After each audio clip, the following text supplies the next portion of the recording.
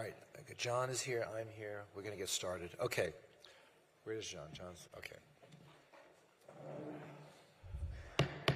Good evening, everybody, and welcome to the City Commission this March 5th, Tuesday, 2024. Thank you for being here today. For those of you who are here for the first time, welcome. And I'd like to tell you a little bit of how we begin our meetings. Start out with the Pledge of Allegiance, and then we go through a few housekeeping things with regard to the agenda. And then we have some presentations tonight, and we're very proud to be able to recognize individuals and organizations here tonight who are important to our community. So if I could please ask you all to rise, and if I could get Tyler Brown to come to the podium from Driftwood Elementary, who's going to join us in the Pledge of Allegiance. Pam, you want to come? Yes. We're coming right down.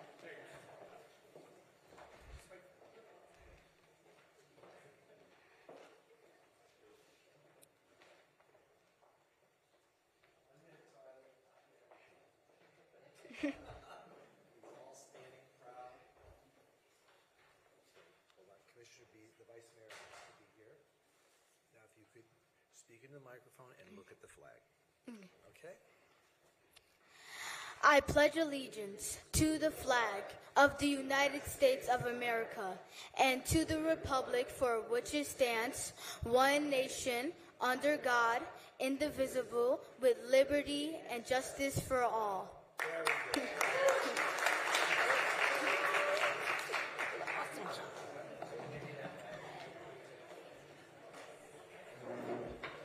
And thank you so much for being here tonight. We have a little gift for you.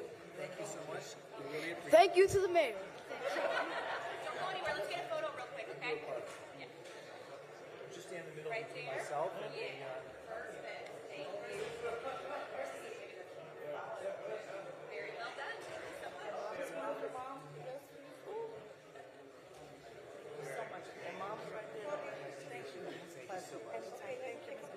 You're welcome. Thank you very much.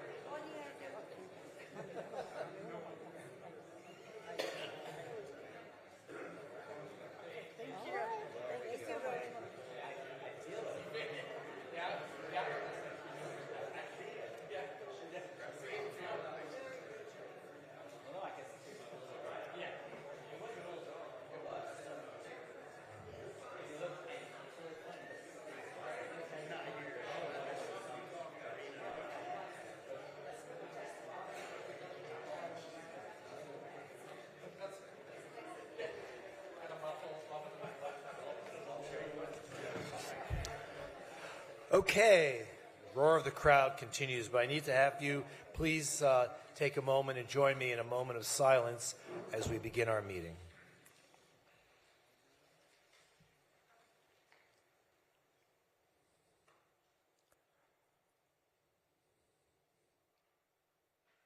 Thank you so much. So, Mr. Clerk, please call the roll. Commissioner Herbst? Present. Commissioner Glassman? Here. Vice Mayor Beasley Pittman? Here. Commissioner Sturman? Was here a second ago. And Mayor Trentalis? Here. So we have a quorum. We have a couple of agenda announcements. In CR1, item Q, page 17 and 18 of the CAM were revised. I was just given that myself a few moments ago. If you have any questions, we can bring it up at the time. With that having been said, do I have a motion to approve the agenda? There are no minutes, so do I have a motion to approve the agenda? So moved. Do I hear a second? Second. Moved and seconded. Please call the roll. Commissioner Sturman? Yes. Commissioner Herbst? Yes. Commissioner Glassman? Yes. Vice Mayor Beasley Pittman? Yes. Mayor Trentalis? Yes, and the approval of the agenda has now been made. Now, we begin with our presentations, and tonight I invite our Vice Mayor, Pamela Beasley Pittman, to present a proclamation, and I will ask that Henry Estrada, the Vice President of Club Operations of Boys and Girls Club of Broward County, to please step forward and join the Vice Mayor at the podium. And anyone else who's part of your organization. Oh, great. Present.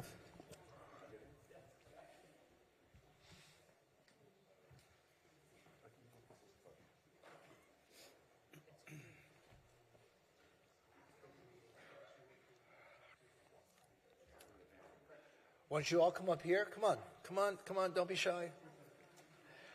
Stand on both sides of the vice mayor and maybe stand and face the audience.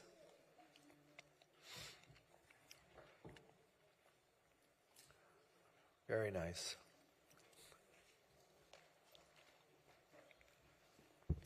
Thank you, Mayor, and good evening to everyone. I feel like my back is too. Sorry. Okay. All right, I'm going to. We see the best side. Okay. I'm going to laugh with that. Okay. I am excited tonight. I'm here and I'm able to present the proclamation in reference to Women of Aviation Worldwide Week. And before I read this, I just want to also share just a small bit of history, remembering Betsy Coleman as a initiative first black female to be licensed and a pilot within the United States. So I wanted to acknowledge her as well. In regards to our recognition tonight in our proclamation, in recognition of Women's Aviation Worldwide Week, March 4th through the 10th, 2024. Whereas Women in Aviation Worldwide Week is a global aviation awareness week for girls of all ages to mark the anniversary of Ramona DeLone LaRouche, who earned the world's first female pilot's license on March 8, 1910. Whereas the week showcases women in aviation and promotes awareness of the career opportunities in air and space industries to women and girls. Whereas Women Aviation Worldwide Week is now in its 14th annual year and recognized by over 501,000 individuals in 56 countries across all continents. And whereas the Fly It Forward Challenge celebrates women aviation pioneers and invites women and girls to experience the joy of flying in a small aircraft. And whereas Fly It Forward flights are introductory flights for women and girls having no prior exposure to flights in a small aircraft. And whereas Fort Lauderdale Executive Airport will participate in the Women of Aviation Worldwide Week by sponsoring discovery flights for 20 girls from the Boys and Girls Club of Broward County to promote and inspire girls to succeed in careers within the aviation industry. Now, therefore, we, the City Commissioners of the City of Fort Lauderdale, do hereby proclaim the week of March 4th through March 10th, 2024, as Women of Aviation Worldwide Week in the City of Fort Lauderdale. This is dated the 5th day of March, 2024, by Mayor Dean Trantelis. Let's give them a hand. Standing alongside me are some young ladies from the Boys and Girls Club, and they have been introduced to aviation. Would you like to say anything? Sure. Come, please. Sure. Good evening, everyone, to the mayor and to the vice mayor and to the city commission and to those of you who recognize and give us this opportunity to introduce our young ladies to aviations. Really something that a lot of them aren't familiar with, but to allow them to get a firsthand knowledge in the Boys and Girls Club. We have an aviations program. We have an aviations instructor who's also a licensed pilot. She's a female licensed pilot, and she's also African American. So to have her to train and to develop our young ladies as a part of the Boys and Girls Club is a great opportunity. So thank you again for this proclamation.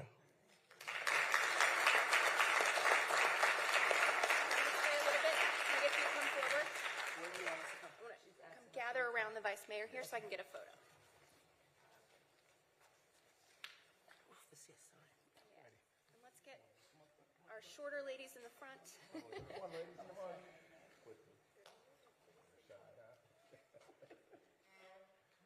right. Yeah. I'm done. Face, we're going to face the camera this way. Okay. Right here. This way. Smile. We got somebody hiding. Okay. Right here. 1, 2, and 3. All right. Awesome. Thank you. Enjoy. I look forward to seeing you all. I like that.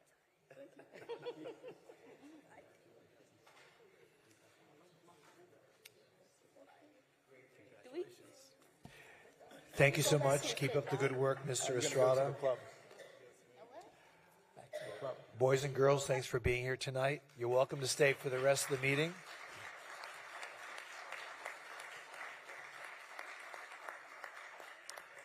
So I invite the Vice Mayor to remain at the podium, and she'll be there to present a proclamation with regard to St. John United Methodist Church here in the city of Fort Lauderdale. Is Pastor Pierre here?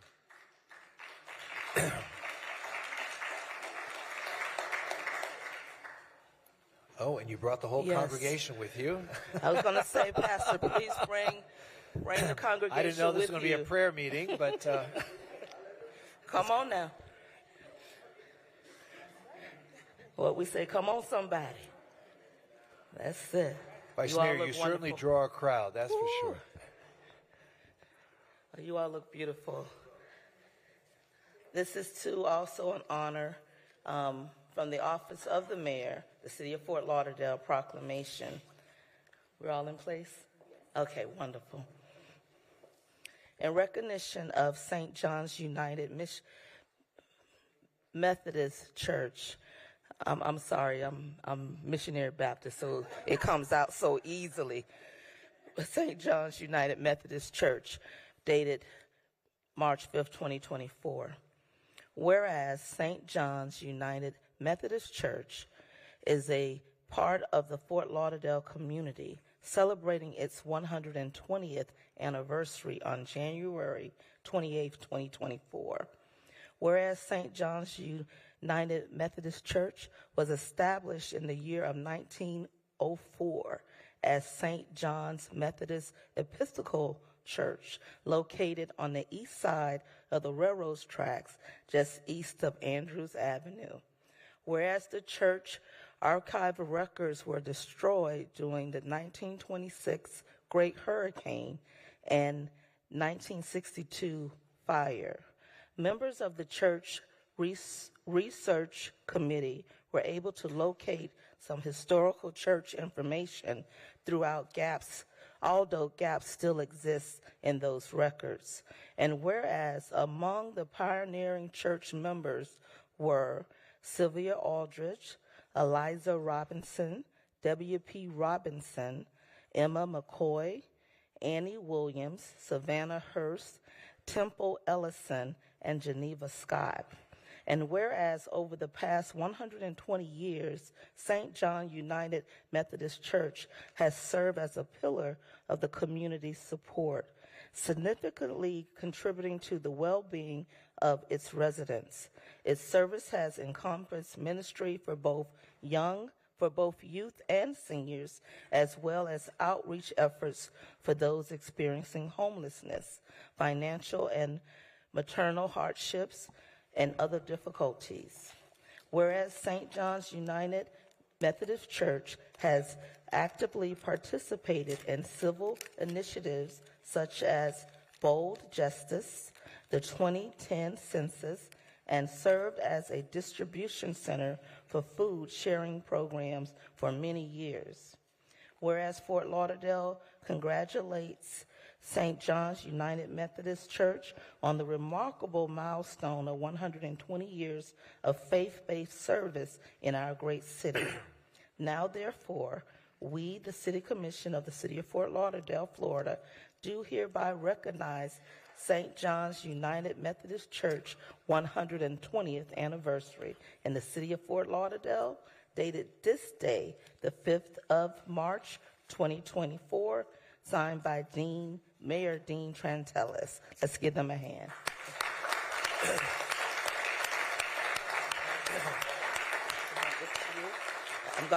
Would you like to say something? Okay.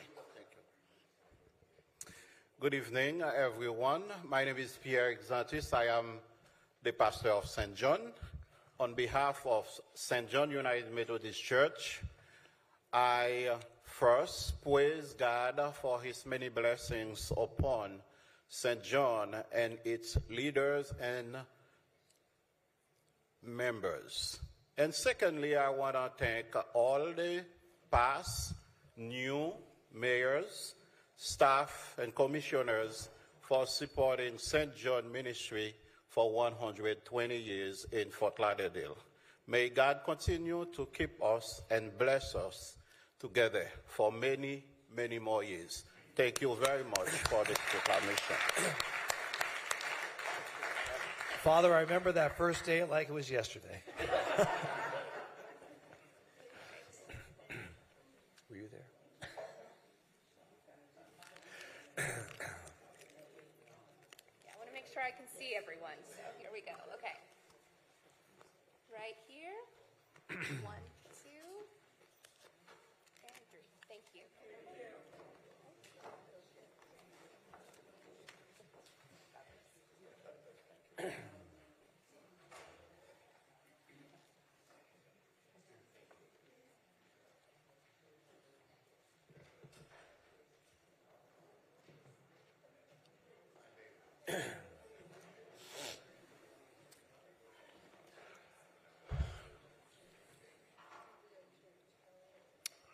Thank you, folks, for being here tonight. You're all welcome to stay for the rest of the meeting. So at this point, we now move on to what's called the consent agenda. We would ask any member of the commission if they would like to pull an item from the consent agenda in order to speak about it and vote on it separately. Otherwise, the commission will vote on the whole group of consent items together as one vote. If there's an item for which you wanted to speak that's on the consent agenda and it was not pulled by any member of this commission, we would then ask you to step forward and you'll be able to speak before we vote on it. So at this point, I'd like to ask if any member of the commission has any interest in pulling a consent agenda item. So Commissioner Herbst, do you have any items you'd like to pull? None? Vice Mayor? None, thank you. Commissioner Glassman? Yes, thank you, Mayor. CM8 and CR1. Okay. And Commissioner Sturman? CR2. CR2? Correct. Okay. Okay, so except for CM8, CR1, and CR2, let's see, we have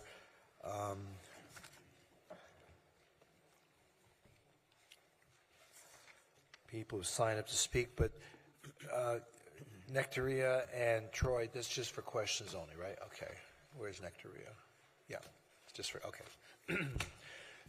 So, no one else has signed up to speak. Anyone wish to speak on any of those consent agenda items?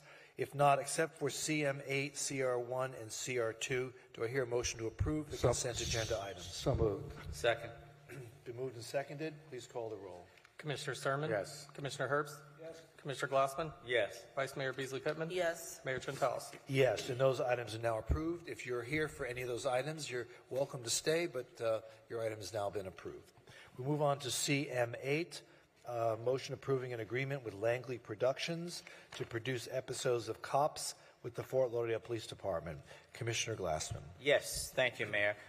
Did you have your cameo role? No, but thank you. Okay. I don't know who, I guess maybe the chief would answer this. I'm not sure. Thank you.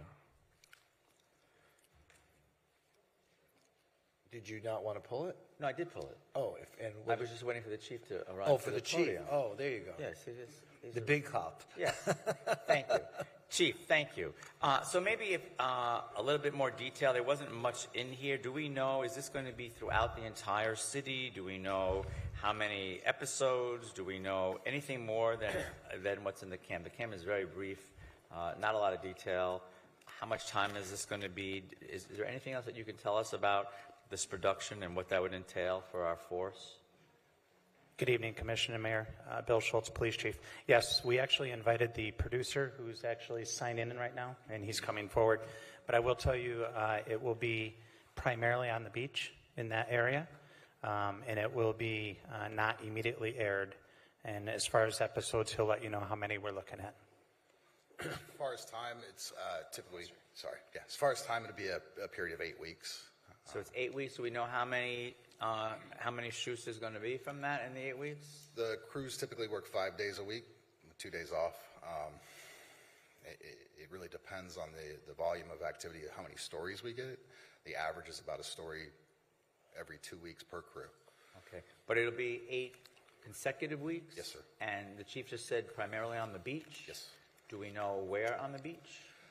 So this will be part of a spring break special. So it will be anything to do with spring break, which, you definitely have a spring break crowd. Okay, so I have a better idea now. Yes, sir. Okay. And this is to commence when? Yeah. Depends on the approval. Yes, sir. Okay, well, let's just say As soon as possible. If it as is soon as approved. possible, Yes, sir. and then filming would commence, and Yes, sir. we could expect it for the next 2 months. Yes, sir. So do we anticipate any kind of road closures, any kind of inconvenience to the residents of that area, anything out of the norm? No. No, so everything will be just pretty much self-contained Yes. and pretty easy. Yes, sir. Okay, great. Well, I appreciate the information. Yes, sir. Thank you. Thank you, Chief. Okay, would you like to move the item? Yes, sir. I move the item. Do I hear a second? Second. Been moved and seconded. Please call the roll. Commissioner Sturman? Yes. Commissioner Herbst? Yes. Commissioner Glassman? Yes. Vice Mayor Beasley Pittman? Yes. Mayor Trentalis? Yes, and that item is now approved. CR1, Commissioner Glassman. Yes. Thank you, Mayor. Couple of items on CR1. First, I think letter J, maybe that could be Ben Rogers. This came up, as do the other items I'm discussing at my pre-agenda meeting last evening with the district. This particular letter J is grant funds for recreational trails program, Lauder Trail Master Plan.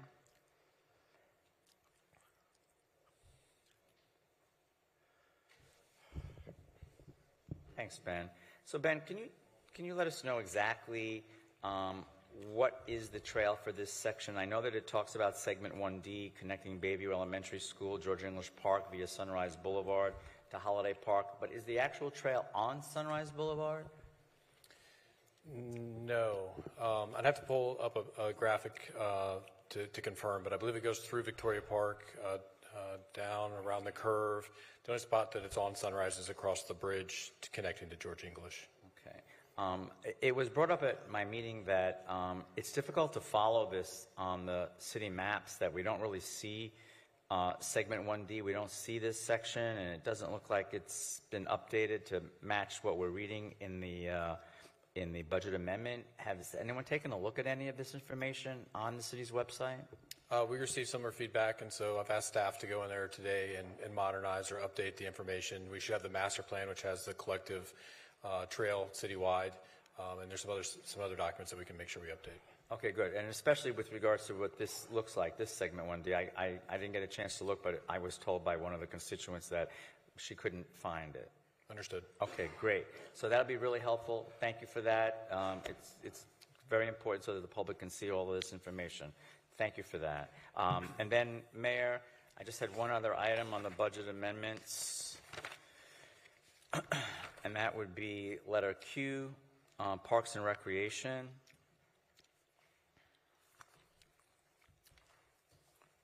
Is Carl here, or, oh, Laura, you're here?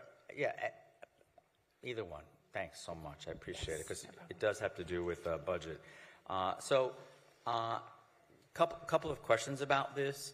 I know that the City Commission, that we did decide to abandon the land acquisition funds for District 3 and District 4 so that we could do these improvements to Carter Park and also to Riverland Woods Park. But I had a question about the other $2 million that's in this CAM in terms of from the existing park impact fees. Is that something that the City Commission has taken action on, or do we have to take action on? I noticed that the language said that the Parks Board did approve the transfer of funds for the purchase of open space. That was $7,300,000 from District 3, and also the amount of $2,362,500 from District 4, but then also included was $2 million from the existing park impact fees. Did the commission have any, did we do that also? I don't, for some reason I remember abandoning the land acquisition funds, but I do not remember us talking about assigning park impact fees, unless I just missed that part. Commissioner Glass, or Mayor, Commissioners, Laura Reese, Director of Office Management and Budget.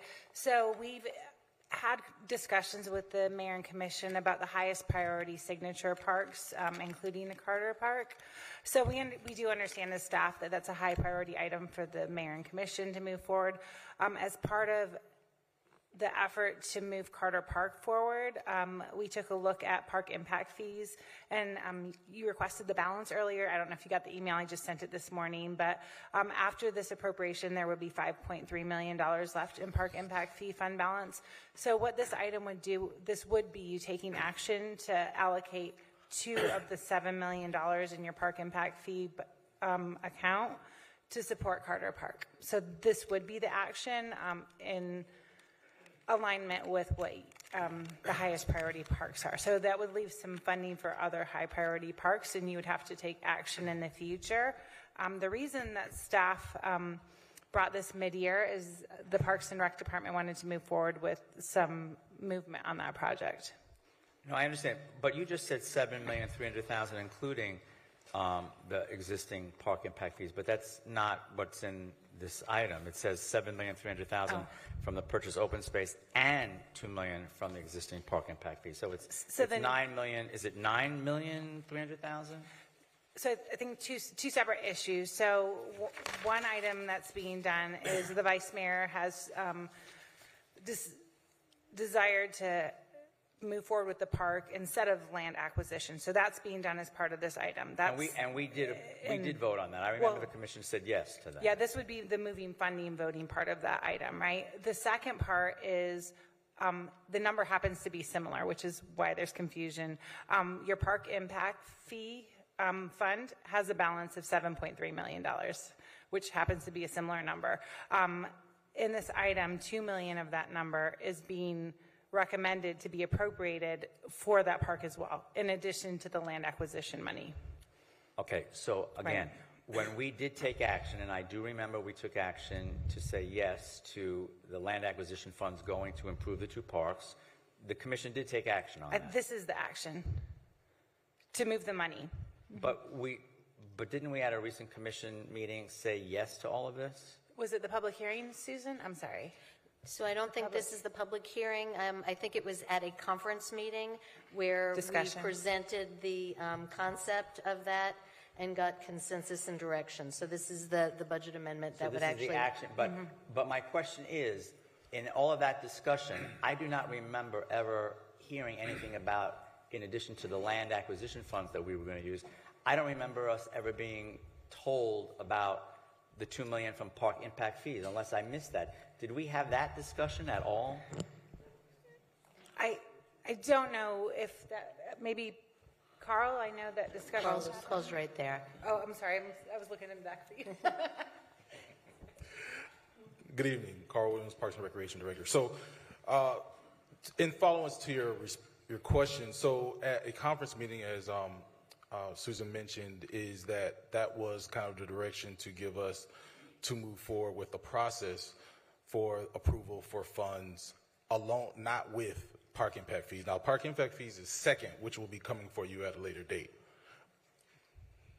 I apologize if I'm not making myself clear.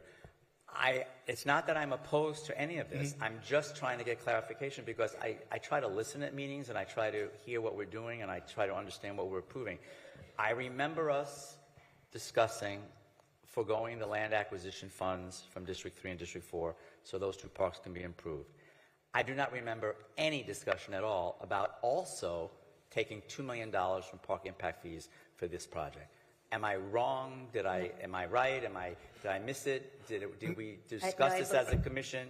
You're not wrong. Yeah, so, you're correct. Yeah. Okay. That's it.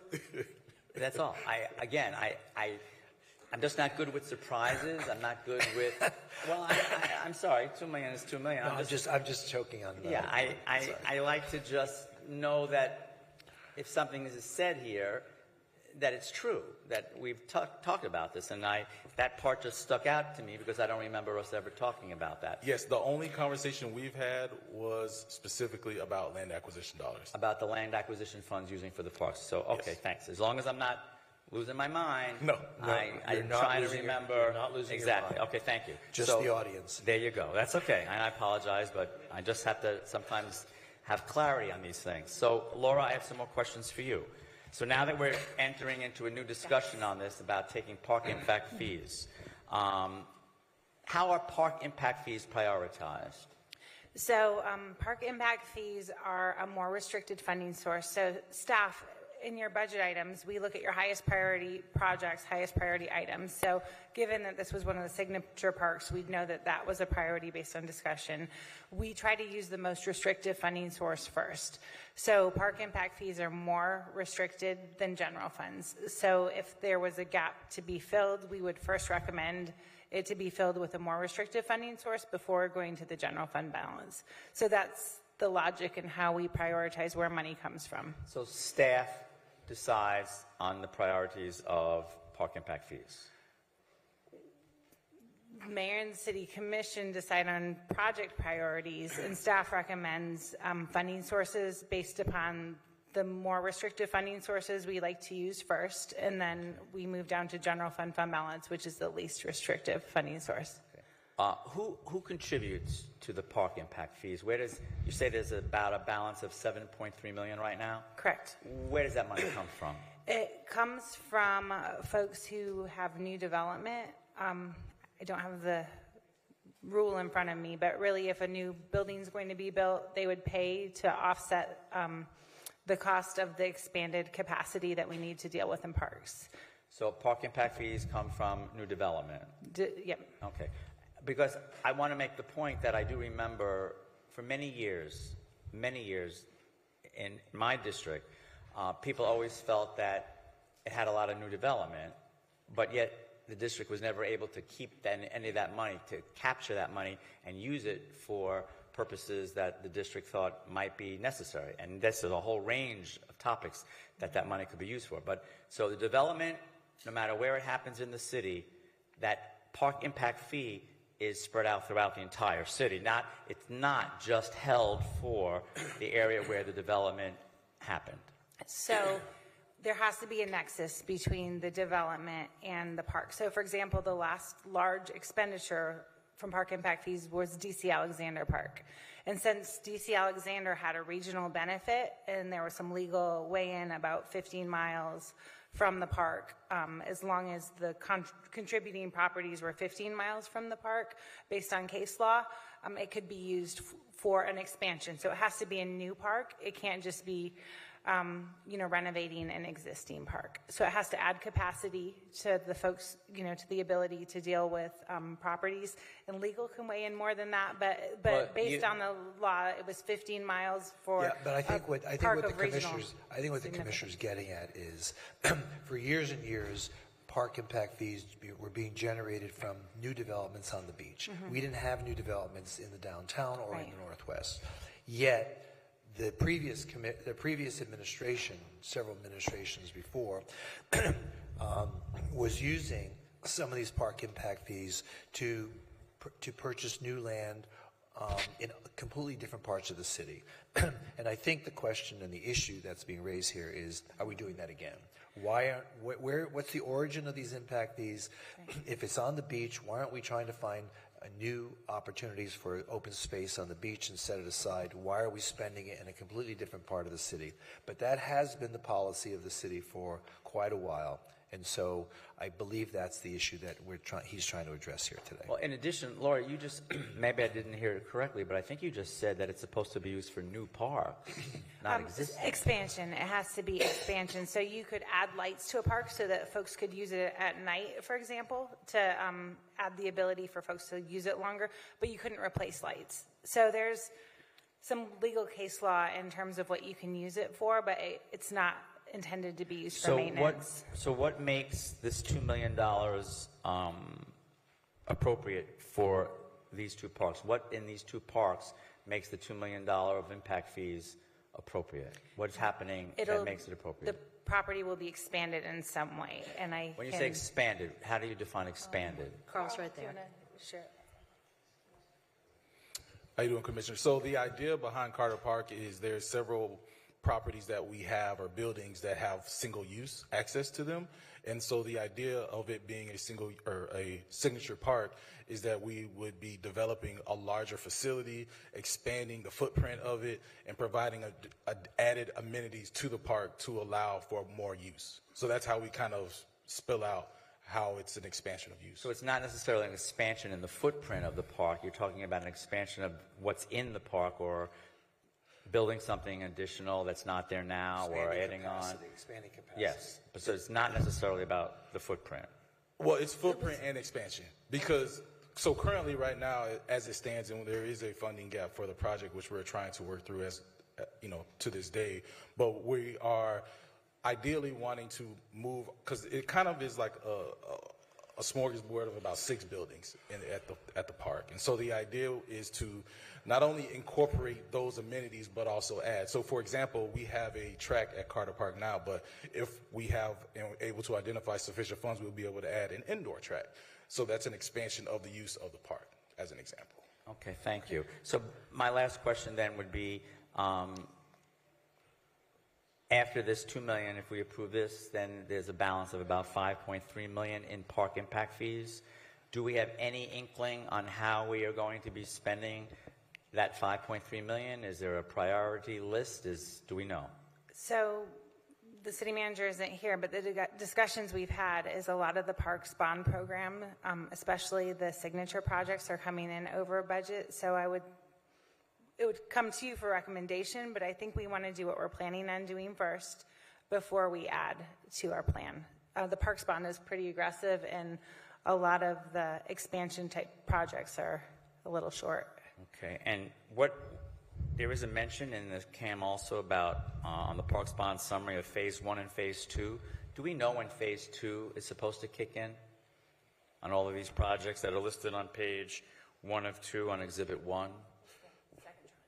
Yeah, so that's the second tranche of funding that we have for the Parks Bond project. And so when you talk about Phase 2, those are the elements of parks that we're actually getting ready to start trying to spend down on now. We're utilizing some of those funds now in the designing, conceptual, and implementation of those.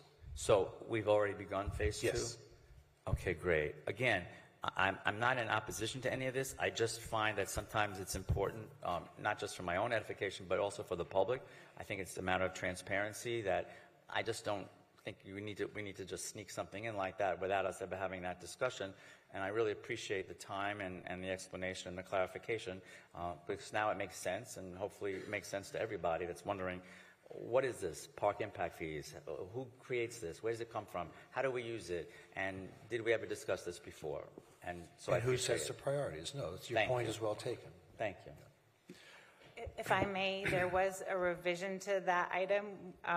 The funding box inadvertently showed the $2 million going to Riverland instead of to Carter. So the total's the same. It was just a coding error. So we actually did resubmit it. So if you could, if you're choosing to approve this one, if you could approve it as amended, I'd appreciate that. That's on page 17. So right. That's amended on page 17, right? The item we were just talking about, Q. Where it's coming from. Yeah. Q.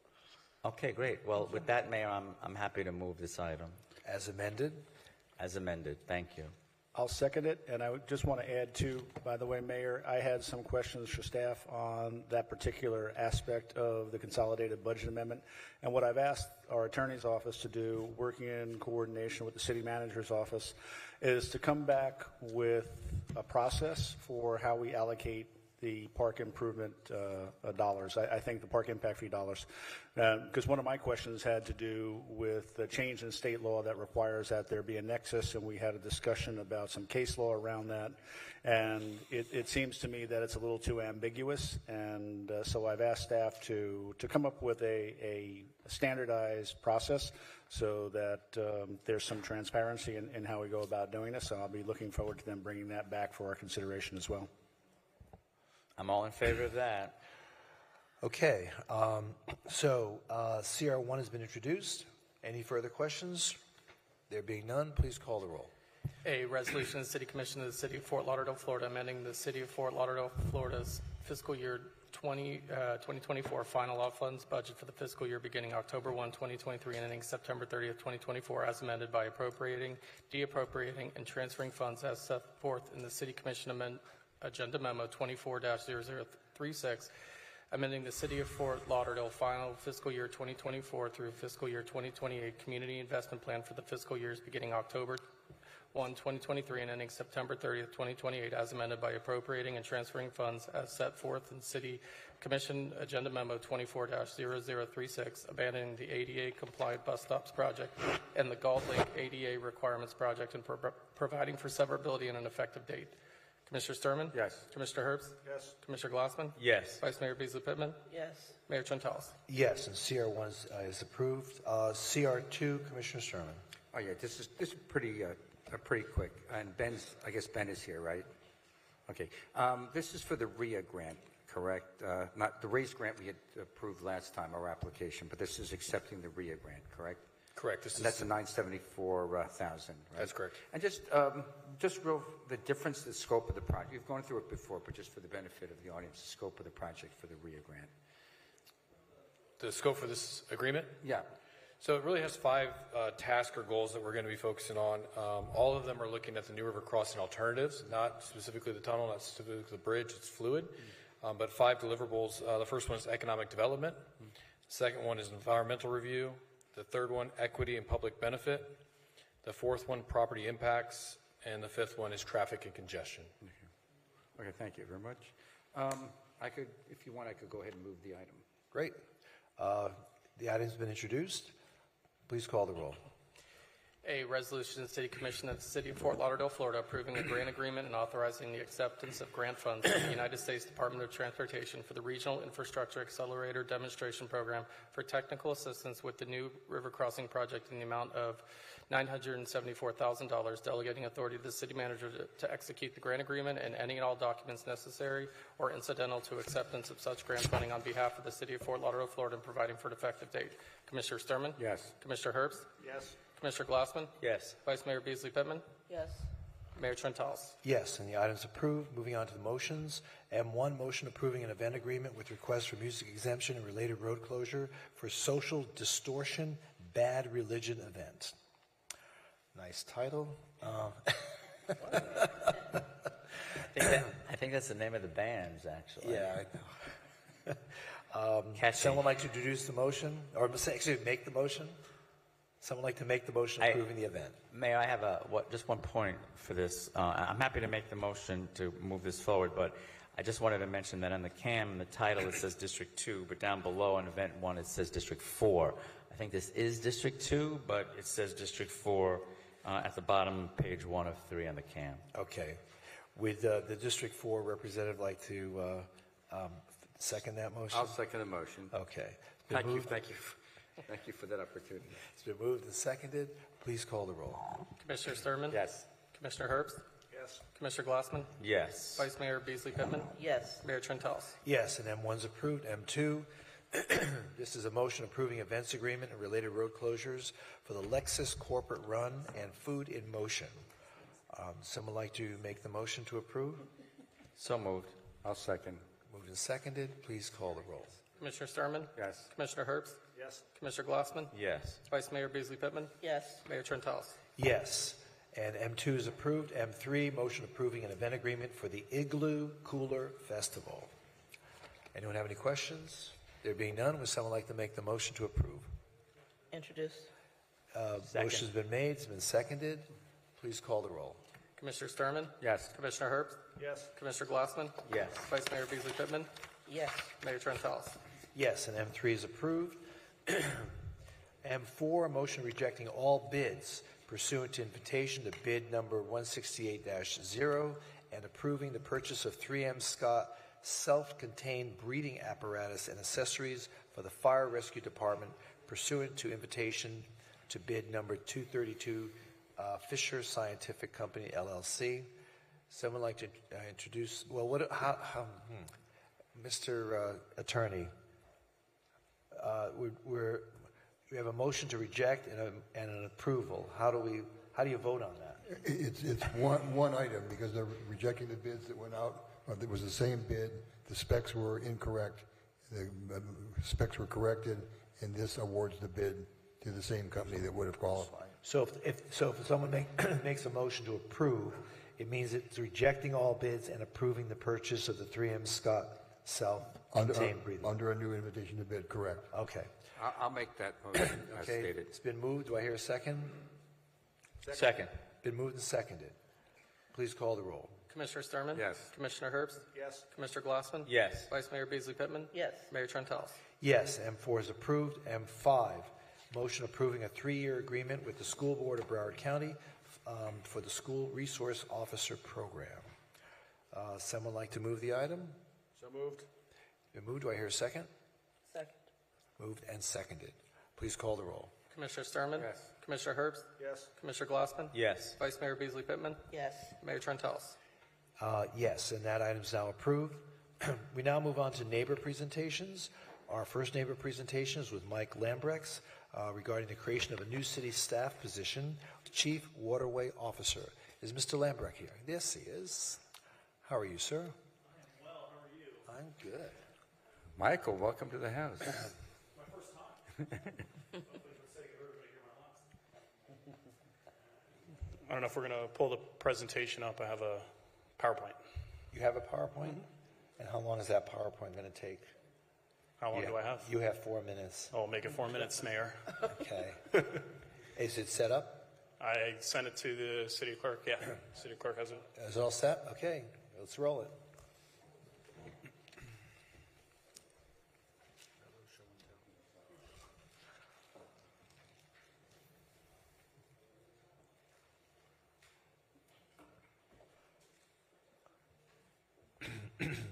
Let me call. Andres, you should have it now.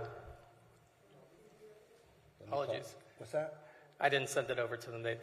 I just said they're pulling it up now. Oh, so you want me to start the clock again? Is that what you're saying? Yes. Oh, you have me on the clock? Reset. Do I have to dial fix it?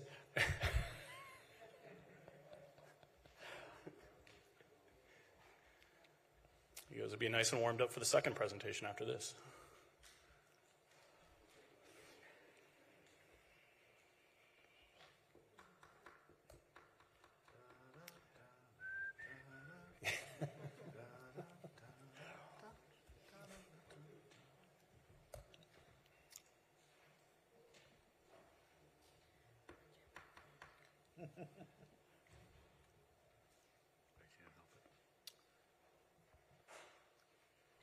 So, Michael, how are you doing? Oh, I'm doing wonderful. When they were doing that, I was going to credit city staff for doing such a wonderful job and putting great signage out and helping us get here. But I missed the Parker a little bit. Okay. Say, Mrs. Parker. This better be good. Let me tell you, the pressure is just mounting with every second.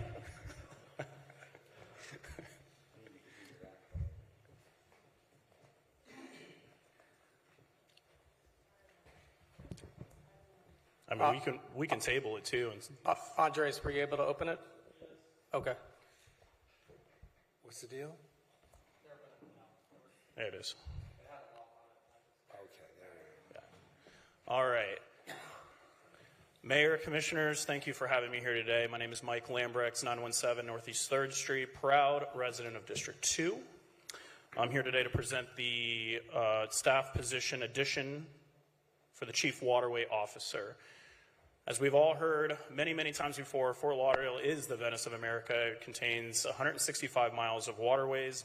Broward County is responsible for $9.9 billion in economic output, 142,000 middle-class jobs, and obviously a key driver for tourism. Fort Lauderdale International Boat Show brings 100,000 people to our city, the economic impact being $1.79 billion with sales of more than $899 million. We have our boat parade, which, God willing, will happen this year. We have marinas, fishing, dive charters, tourist boats, day charters, water taxi. We have a litany of waterfront homes, and the activities behind those homes include paddleboarding, kayaking, jet skis, and as well as jet ski rentals for the industry. and fishing as well. And there's a lot of fishing that happen off of bridges and behind homes as well. This position, being a chief waterway officer, would oversee the accountability and the compliance for our waterways. We often hear about runoff events, different types of pollutive events, and oftentimes we, as citizens, don't know who to go to. We don't know who to contact. If we bounce between the Coast Guard or the FWC or FDEP or any other agencies, it's hard for us to really dial in and figure out what the right resources for us to resolve these matters. The position would serve as a direct liaison to our citizens. Again, it's a one-person, one-stop shop for our citizens to be able to go to. They would oversee the derelict vessel reporting and removal, another huge problem in this city, and it's not just this city's problem, it's all over the state of Florida. The position would direct the relevant ordinance creation. Since we're working on the noise ordinance right now, that's been a big problem along our waterways, and this could be a great opportunity to be able to facilitate that. Another piece, identify and execute on habitat restoration opportunities. We've all heard of oysters and mangroves being an integral part of our waterways, and this is a great opportunity for this position to be able to collaborate with organizations much like my own in the Coastal Conservation Association to put nonprofit dollars to work and find other grant opportunities. And then to collaborate with county, state, and other relevant agencies. Again, I mentioned FDEP, FWC, Coast Guard, et cetera. There's a lot of moving parts in this, and I think that citizens in this city, and not only in this city, but really statewide, have a hard time figuring out where to go or who the right person is to talk to and a lot of different things. We do waterway testing, as we're all aware, with water keepers, but the issue with the testing is we know where our bad water is. We know where we're testing bad in a lot of places, but we don't know where this is coming from. So this allows us to take another step in having somebody focus directly on trying to find these points of source and what's polluting our waterways. And then again, I think one of the most important parts of this is the reporting periodically to the public, is public communication, is having the public have a person, a place for them to be able to go to access information and to get updates. Again, like I said, one position, one focus. I know the city has a lot of different departments, a lot of different areas that address a lot of our issues. But again, this kind of pulls everything that we have together and then some. This is an example. This is along Las Olas. This is probably a $5 million boat that was being sanded over the water. So all of those chemicals were dropping straight into the water. You have an issue, somebody sees something like this, call our chief waterway officer. They'll get somebody out, if it's not them or somebody else, to at least. I'm sorry. You may finish. Thank you. Another example right here. I'm almost done. Funding. You're going to ask me, Mike, this sounds amazing, I hope. How are we going to pay for this, right? We can realize revenue generation from music festivals and other events that go on in the city, especially those that are related to the waterways or the beach. Tortuga Music Festival, which I attend every year, wonderful event. I think that we can work with them to help fund this position. Riptide's another example. Potentially code enforcement revenues, and then again, if we look at the budget, what are we doing with the budget? How can we prioritize these things? The last thing here I'll mention, this position is not going to be the first that exists. Miami-Dade County has a chief bay officer now. This position is more policy related. It's not grassroots. The position that I'm proposing for the city to look at would be a lot more grassroots in the community. But this position focuses on water quality issues, policies, appropriations related to the health of Biscayne Bay. It's been a big thing on the news. And then again, acts as a liaison between departments, boards, agencies to help bring things together. So lastly, we know, again, the importance of our waterways. We know how much economic drive that they bring to our city. And I think we have an opportunity here to really create a position and be leaders in this community to focus on the quality of our waterways going forward and provide a better environment for our citizens to operate in. Thank you. All right, thank you. Listening to you, the code enforcement people are saying, well, we already do that. And the people that are involved in sustainability and resiliency are saying we already do that. And public relations people are telling we already do that. So is this going to be a position that is interdisciplinary, or is it Is it going to be supplemental? Tell us how you'd integrate this job with the people that already are doing something in this regard.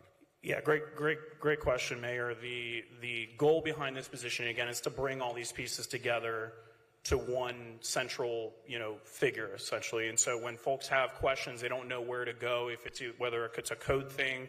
I've heard instances where on these code compliance issues that, you got to go to the Coast Guard. Coast Guard says, no, you have to go back to the county. County says, no, you have to go to FWC. And so you have this circle that seems to never end sometimes. And so compliance is just one aspect of this position, and it's one small aspect of this position, because not only are we able to accomplish bringing these compliance issues together and having one position that can, essentially be accountable and be where the buck stops, but also this position can work with organizations, can work with the city, and work with the city's departments to be able to come up with solutions for a lot of these issues. And I think right now we are lacking a focus on solution-oriented processes. And I think that, again, there's a lot of different things out there that this position can do. And it was asked of me, what do they do on a 9 to 5, on a 9 a.m. to 5 p.m., Monday to Friday, type of role? I can go on and on and on, but I know you guys want to carry on with this meeting, so. Okay. Mayor, just as an FYI, this item is on the follow-up list, on the action item list, and the city manager has asked HR to work on developing what a job description would be, and we would include it as a decision package for the next year's budget. And I think he envisions it being part of the city manager's office, the position. Okay. So again, that ability to pull in it into the different areas. Okay, sounds good. All right, great. Thank you. I think this is well worthwhile, considering the impact of the waterways. I think it's a brilliant idea, and the only thing I have, the thing that I'm upset with you, Mike, is why the hell did you leave my district, District 4? We miss you.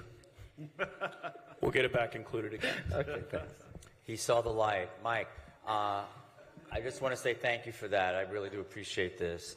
Some of us, we go, you mentioned waterways and water keepers, and it's always a priority of ours. Every year at Commission, our waterways are our blood, our lifeline. So I want to say thank you. I think it's a great idea. I like consolidating it all. I like bringing it all under one person. I think it makes sense. And Susan, I'm glad to hear that you guys are moving forward in that direction and bringing that to us, because I think it's of the utmost importance. Thank you, and I appreciate this commission's attention to the waterways. I know I've had discussions with most of you on our issues here, and I know other people have as well. And I know that this is a priority of this commission, and I think this is a great way to see this priority forward for us to improve our water quality. All right. Well, thank you. Thank you for being here tonight. Thank you. We have a second person who has signed up to speak for a neighbor presentation, and that's Dr. Felix Rivera Mariani. You are here. Good evening. He wants to talk about a lead study. Give it to our clerk, please. Is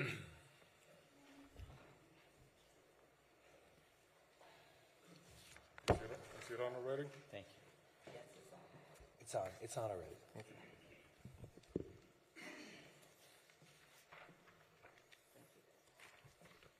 Please proceed. Yep.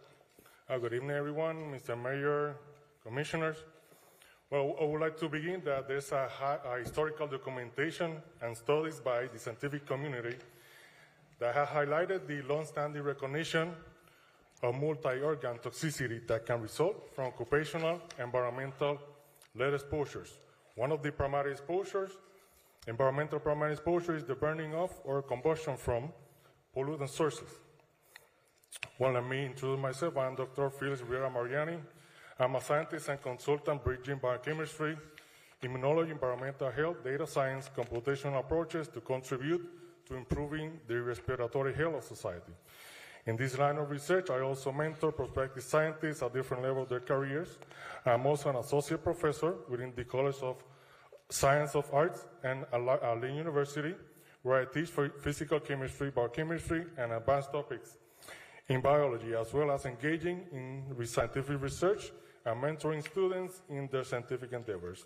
Also a member of different scientific community organizations, including the International Society of Social Science, American Academy of Allergy and Immunology, American Thoracic Society, American Association of Immunologists, and the American Society of Microbiology, among others.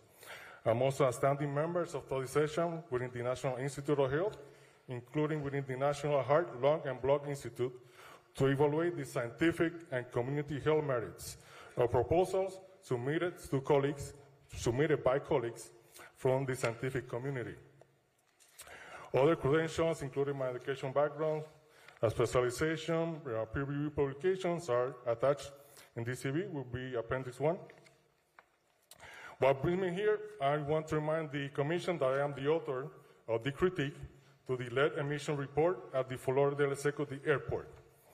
This critique was emailed to me on November the 20th, 2023, by the Ms. Whitton, or the Assistant Commissioner Hertz.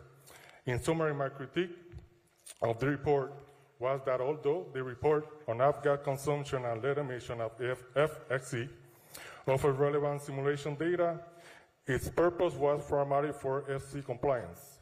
The report lacks a community-focused perspective on lead exposure, the naturalized GIS for environmental modeling, omits localized impact evaluations, and lacks long-term monitoring. These are few reasons why it cannot be considered a study. My critique highlights the need to tailor assessments and intervention to address FXE nearby community health and environmental justice. I'm also here to clarify a few arguments that have been misleading. For example, that lead-carrying particles or particle matter mainly remains on the roadway. Particle matters are subjected to turbulent forces. If we drop baking soda over a kitchen floor, even a minute airflow will drive the baking soda throughout the household.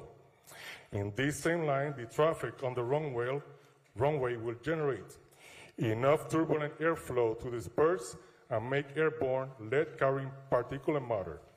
This particulate matter can remain suspended for hours and be subjected to different turbulent airflows. Another misconception that a study report at Naples reported no lead exposures. Well, different communities have different circumstances that impact the environmental health, as well as the health of the residents, arguing that a study report at Naples allegedly documented no lead exposure from F-gas, which I doubt would be the case, would represent a condescending statement toward our community. A study will be launched and results are expected in 3 months. So my question will be, what question as they relate to the potential chronic, possible years of environmental exposure in our community, would a study or report with expected results in 3 months be able to answer? This effort will be a screenshot of what is known in public health as cross-sectional, a point in time. What is the strategy behind such a study? More than a study with expected results in 3 months is needed. In other words, short-term or snapshot studies cannot address long-term exposure risk. While the planned airport study may offer a snapshot, it cannot address our community's potential long-term health risks due to years of potential lead exposure. To truly ensure environmental justice and community well-being, we need a comprehensive assessment not only of cell sample, but also air quality assessment, modeling, localized impact evaluation, long-term monitoring, as outlined in my previous critique. Therefore, I urge the Commission to prioritize our residents' health by demanding a robust study addressing this critical concern. Thank you. Okay, great, thank you. Anyone have any questions? So, Mayor, what I'd like to know, and Susan, so you're in the hot seat. Yes. Presumably, staff has had an opportunity to review the letter that the doctor provided with us several months ago. And I know one of the things I've asked for is further studies, particularly as it relates to soil. Although I know the doctor has other concerns besides just soil. We're talking enhancements to the modeling, integration with GIS, some long-term modeling. So what's staff's approach to addressing the concerns that have been raised by the community?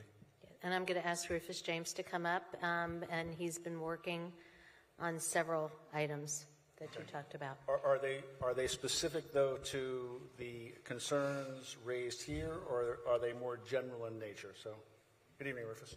Good evening, Mayor, Vice Mayor, Commissioners. Rufus James, Fort Lauderdale Executive Airport. So, Commissioner, as we shared in the previous meeting, the consultant, and as of actually today, we've reached the conclusion to complete the task order, which is doing soil sampling.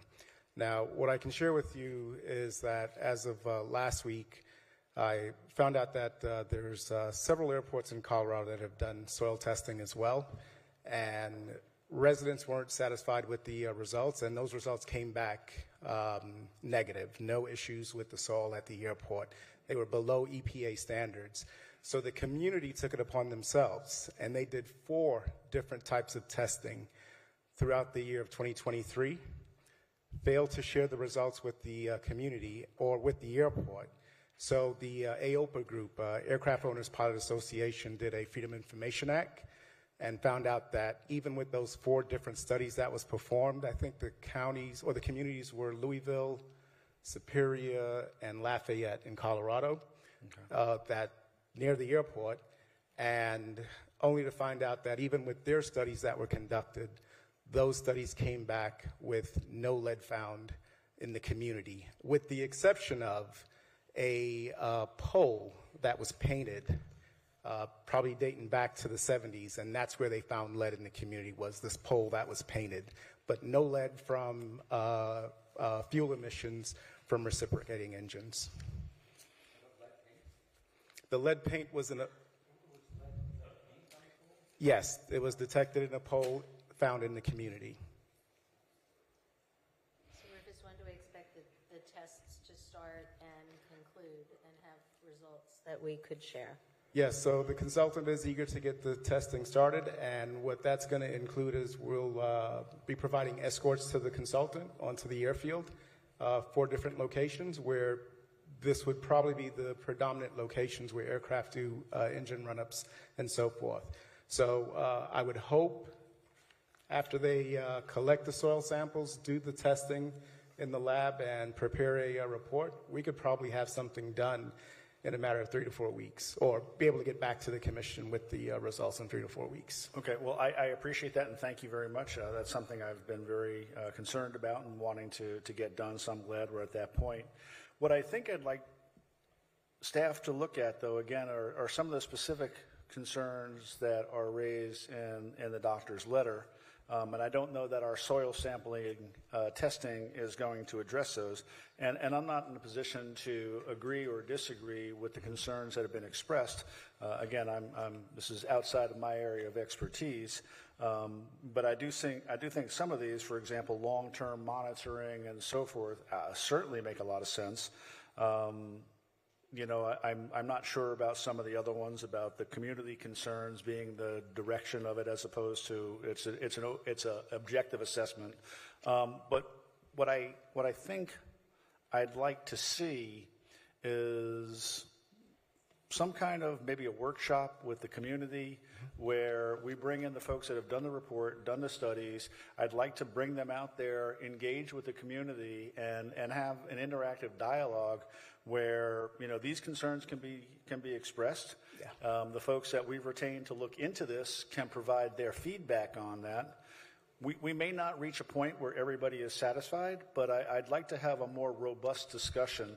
We've done our studies. We need to engage with the community and engage with the doctor, who clearly has deep expertise in a lot of these issues, and the concerns he raises are issues that we need to address, either by saying that, these are things that we need to look into further, and here's some steps we want to take, or, you know, based on, you know, the advice from our experts, we think we've addressed them, or we've mitigated them, or whatever that may be. Yeah. I think we need to have more of a conversation with the community to allay their concerns. Need to do that they can share with us based on their expertise. Then let's go do it. So let's work together and try and figure out how we can best address these issues, because, as we know, lead can have an extraordinarily damaging impact on the developing brains of young children and long-term health exposures. And so I want to make sure we're leaving no stone unturned. We've done some good work already. I'm very, I'm happy with what we've done, but I want to make sure that we've done everything we can do. Yes. So thank you. I appreciate that. And I'll and leave what that to staff to work out. Yeah, and what I'll share also is that the task order does contain certain provisions for after all the testing is done, is to come out and present on the report or the findings and so forth. But what I'd like you to do, and I believe you do have this, because I know this was shared with us and we shared it with staff, so I'd like our consultants to specifically look at the concerns that have been raised in the document, and let's have a response to these, on a point-by-point basis. Yes, we agree. No, we don't agree, and here's why. And even if we don't agree, maybe we'll do it anyway, kind of a thing. So again, I want to do more than we have to. Okay, I don't want to do just the minimum. I want to go above and beyond when it comes to this particular issue. So thank you. Yeah. All right. And thank you for bringing all this to our attention. If it's okay with the mayor? Sure. He runs the meeting. He's got the gavel. Yeah. 30 seconds. So I want to share again that I'm more than willing to engage in the conversation. And also, as I point in the letter, Colorado is Colorado. Florida is for Lauderdale. They have a particular situation there. Maybe their circumstances don't contribute to the pollution. But we live next to the airport. And we live parallel to the airport, adjacent to the airport, adjacent to the flight path. So the community wants to know, does that point of exposure represent or does not represent? If that question has not been answered, and I think the effort should be toward that direction. Okay, got it. Thank you. Thank you. So that concludes our neighbor presentations. We'll now move on to our resolutions. R1, the only resolution we have tonight, is regarding the appointment of board and committee members. And would the clerk please read the names into the record? Yes, for the March 19th resolution, Public Art and Placement Advisory Board, Elizabeth Wenberg, consensus nominee by Commissioner Herbst. And then for tonight's resolution, Central City Redevelopment Advisory Board, Justin Greenbaum, nominated by Commissioner Herbst. Citizens Committee of Recognition, Eugenia Ellis, nominated by Commissioner Sturman. Community Appearance Board, Miguel Wright, nominated by Mayor Trentalis. Fire Rescue Facilities Bond Issue Blue Ribbon Committee, Frank Snedeker Jr., nominated by Commissioner Glassman. Homeless Advisory Committee, Raymond Detman, nominated by Commissioner Sturman. Marine Advisory Board, Elizabeth George, nominated by Commissioner Glassman. And we have a few names that came after publication. The Beach Business Improvement District Advisory Committee, Ina Lee, the Greater Fort Lauderdale Chamber of Commerce representative to replace Stuart Levy. And then Education Advisory Board, Charles Leister, nominated by Mayor Trentalis. John Guillen, nominated by Mayor Trentalis. Housing Authority of the City of Fort Lauderdale Board of Commissioners, Jason Kay, nominated by Mayor Trentalis. And Sustainability Advisory Board, Nicole Barnett, nominated by Mayor Trentalis. And that rounds it up. Okay, are there any other additions or modifications to those recommendations? There being none, would someone like to introduce the resolution? As amended? Thank you. A resolution of the City Commission of the City of Fort Lauderdale, Florida, appointing or nominating, if applicable, board and committee members as set forth in the exhibit attached here and made a part thereof. Commissioner Sturman? Commissioner Herbst? Commissioner Glassman? Yes. Vice Mayor Beasley Pittman? Yes. Mayor Trentalis? Yes. And thank you to those members who have agreed to participate in those boards and committees. Thank you for your commitment to our community. Moving on to PH1, public hearing, an ordinance amending the city's comprehensive plan, future land use, element, transit-oriented development designation, floor area ratio, case number UDP L23002. No one has signed up to speak. Anyone wish to speak on this item? Mr. Attorney, do I have to close public hearing? Hello? Do I have to close public? No, okay. What's that? I'm Yes. hearing, Yes. I have to close public hearing. Okay. Do I hear a motion to close public hearing? So moved. Do I hear a second? Been moved and seconded. Please call the roll. Commissioner Sturman? Commissioner Herbst? Yes. Commissioner Glassman? Yes. Vice Mayor Beasley Pittman? Yes. Mayor Trentalis. Yes, and public hearing is now closed on PH1. Would someone like to introduce the ordinance? Introduced. An ordinance of the City of Fort Lauderdale, Florida, amending the City of Fort Lauderdale Comprehensive Plan, Future Land Use Element Policy FLU 1.1.12, Transit-Oriented Development Land Use Designation, amending language related to floor area ratio for the designation, providing for severability, repeal of conflicting ordinance provisions, transmittal to the applicable reviewing agencies, and providing for an effective date. Commissioner Sturman? Commissioner Herbst? Commissioner Glassman? Yes. Vice Mayor Beasley Pittman? Yes. Mayor Trentalis. Yes, and PH1 is now approved. PH2, it's a public hearing. This is an ordinance amending the city's comprehensive plan, future land use element, establishing the Uptown Urban Village Transit-Oriented Development designation. We have one person who signed up to speak. That's Barbara, just for questions, right? Anyone have any questions or comments regarding PH2? If there are none, would someone like to move to close public hearing? Mayor, I am corrected. Excuse me, the public hearing was supposed to be closed, as is this one. Wait, say that again? The public hearing should be closed on these. Yeah. So someone like to move to close public hearing? Second. Been moved and seconded. Please call the roll. Commissioner Sturman? Commissioner Herbst? Yes. Commissioner Glassman? Yes. Vice Mayor Beasley Pittman? Yes. Mayor Trentalis. Yes, public hearing is now closed on PH2. Would someone like to introduce the ordinance? Introduced.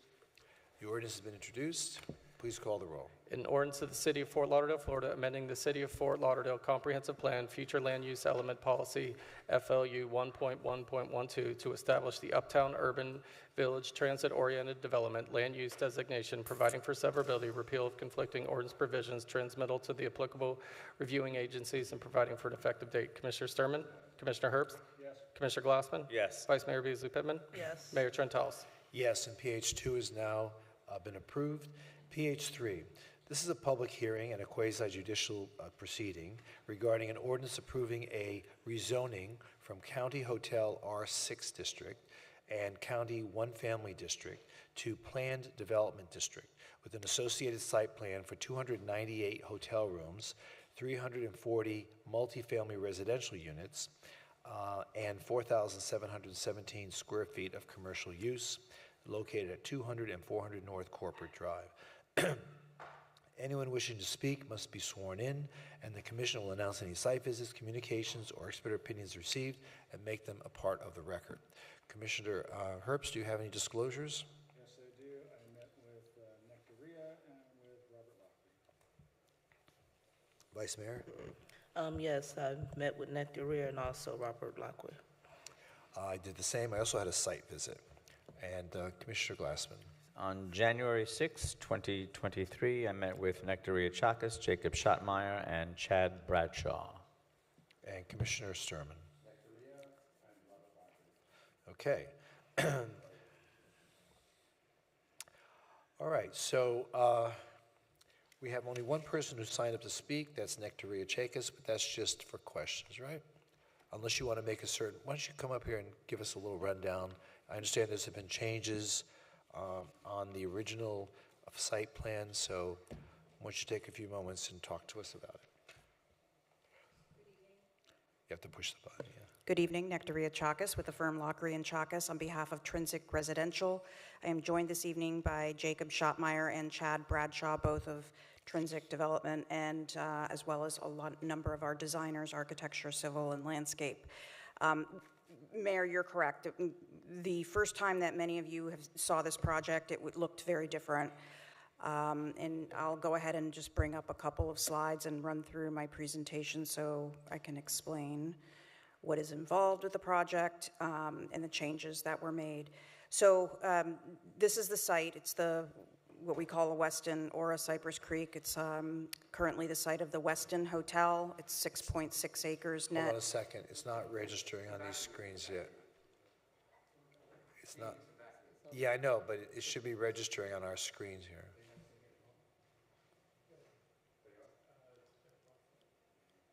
There we go. Okay.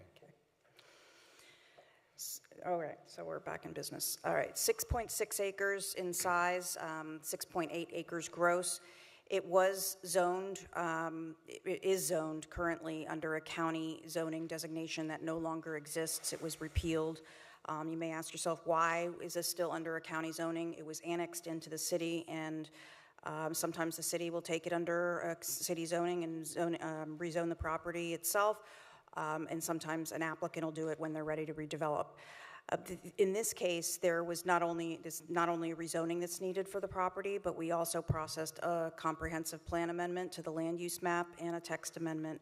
So this is a series that's been going on, a development project that's been going on since November of 2022, as you can see from this chart.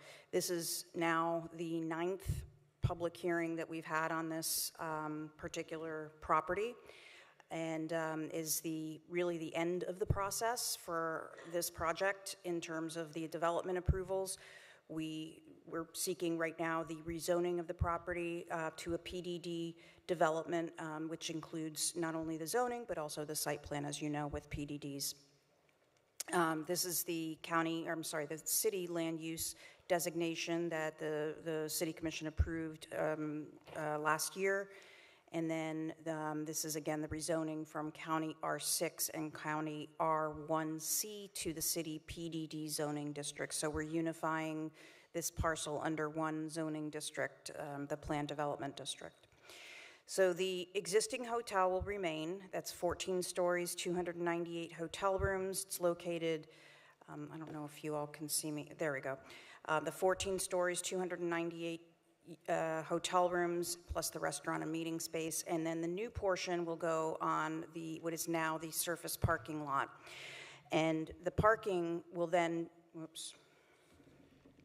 the parking for the hotel and the new residential component will be contained in a parking garage that's located between the hotel, and the parking garage is located right here. It'll house the parking for the hotel and for the new 340 residential units. So the new project will be 12 stories, have 340 residential units. 15% of them will be set aside for affordable housing, and has also some ground floor retail, 4,717 square feet. This is a close-up of the new development area. There is a considerable amount of green space that's included, and I'm just looking at just the residential portion, the new portion, not even including the hotel. We have 51.2% open space in this plan, as well as areas that are going to continue to be privately owned, but will be granted to the public for use. That includes the 2 parks and a walking trail that goes all the way around the new buildings. In total, that equals 0.4 acres, and we'll obviously work out an easement that will be granted to the city prior to CO of the buildings. That park will need to be done, or the parks, I should say, would need to be done, as well as the walking trail prior to final CO, and an easement will be granted to the city for that. This is a view of the building, the new building, from the corner of Northeast 7th and Corporate Drive. So Corporate Drive is that internal driveway that leads to the Westin Hotel. This is a view of the main entrance to the building. You can see that there is a lot of movement in this building, some curvilinear design, curved balconies, and a 3-story a hole in the building, if you will, where in this graphic it says signage. That is a view corridor through the building. It's 3 levels in height. That did not exist in previous plans. That was something that was added as we were going through the PDD development process. And then this is a view of the corner of Cypress Creek and Northeast 7th Street, again, from the view from as you're driving along Cypress Creek, right before you get to the ramp that takes you onto 95. And then this is a view straight on of the building along Cypress Creek, and you can see the building really has a lot of movement. It's not contained in one single volume of height. It has a number of different levels So on the east side, you can see that the building is about 5 stories and then has a large terrace, and then increases in height by 2 stories, and then as the building moves farther west, it increases in height along with additional terracing. So the building does not have a single volume of height. And in this particular graphic, you can see very clearly the hole or the view corridor in the building that breaks up the mass. And that was something that was suggested by staff, and I think it was a good suggestion to allow for some light and air to come through the structure. And the parking garage you could see off to the distance, which is to the left of this particular graphic. The parking garage in previous iterations was more visible, and I have some graphics later in the presentation if you'd like to see them that compares the new versus, the old versus the new. But yes, there is a parking garage that we have that has 835 spaces that will accommodate both the commercial, the hotel, and the residential uses. Public areas. The red areas that you see on this particular graphic are the areas that we'll be granting to the city by easement. They include the walking trail or fitness trail that goes around the new buildings, the 2 parks, the linear park and the what we call Commons Park, because it's sort of in the middle of the Westin Hotel and the new building. And then this is a close-up of what that linear park looks like. We'll have site furnishings, sculptural earthwork, and things of that nature. You can see some of the inspiration photos that are included in this particular graphic. And then this is a rendering of what that linear park will look like. And then this is the Commons Park that's located between the existing hotel and the parking garage. Again, same theme, has sculptural earthwork, site furnishings, benches, things of that nature. And this is a rendering of the walking trail off to the left. There's also a little dog park, but that's really limited to the residents, but this is a rendering of that area. Okay. So let me, real quick, get to some of the comparisons of where we were, Mayor, because I know you wanted to see some of the changes that were made to the building from when it was initially approved. And I think this rendering does the best, shows the changes in one full sweep. The old plan had a very visible parking garage. This is a view from Cypress Creek. And then the new plan shows the parking garage now wrapped on essentially three sides, almost 3 sides, I would say 2.5. But the wrapping of the parking garage, particularly along Cypress Creek, created a situation where we went from a 4 or 5 story garage up to a larger garage, because we then removed part of that garage, the existing garage area that we were proposing, and added residential units. So the parking garage is screened now with a mesh screening, a decorative screening, as well as residential units. What that looks like in 2-dimensional format is this. So you have the before and the after.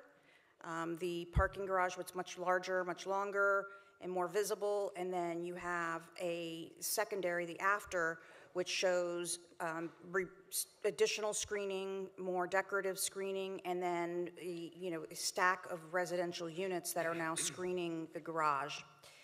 This is a view along the northwest corner. Again, you can see more of the garage was screened with some residential units that you see over here, and then new screening proposed that instead of having this horizontal feature as it shows in the before, has more of a vertical element to it.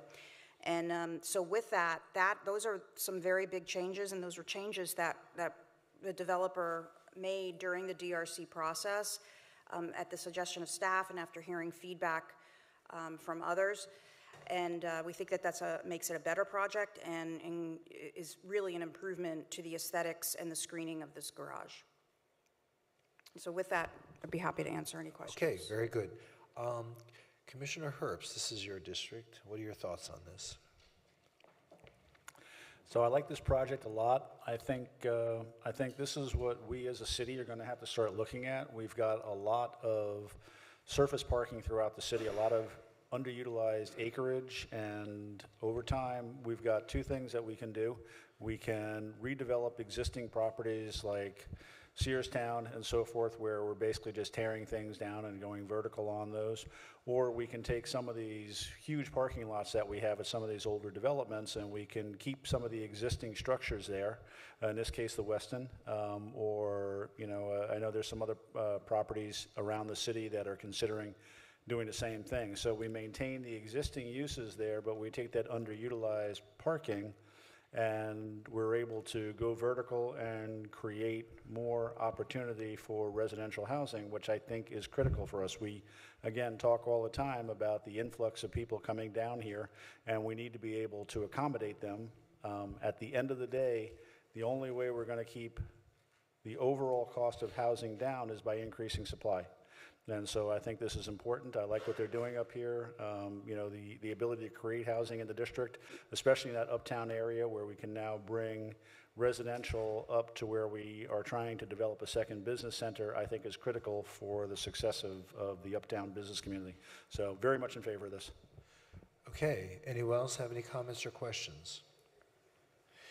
I will say that this is, when I first saw the rendering, it kind of,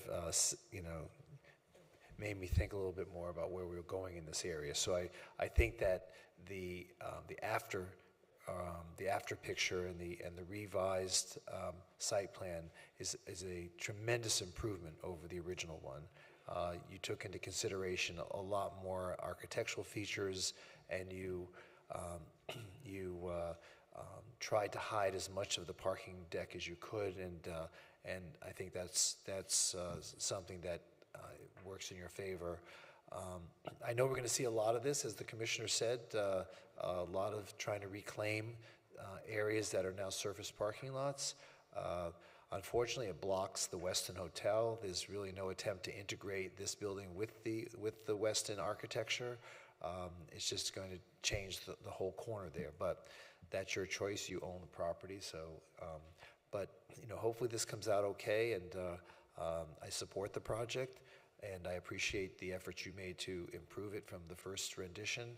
And I just like the word out to the community that we're looking for better and better architecture, and not just trying to slap together units just to get them approved. So thank you. I congratulate you, and I thank your client for making the effort. Thank you.